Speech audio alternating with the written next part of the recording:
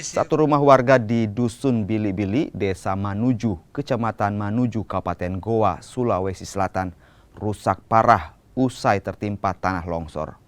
Kerusakan terjadi pada bagian dinding hingga atap rumah. Tanah longsor terjadi akibat tingginya curah hujan.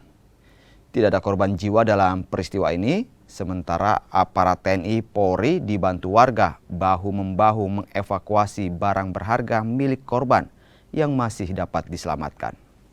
Mana akibat longsor ini mengakibatkan salah satu rumah warga atas nama Ibu Halija terdampak longsor, rumahnya tertimbun.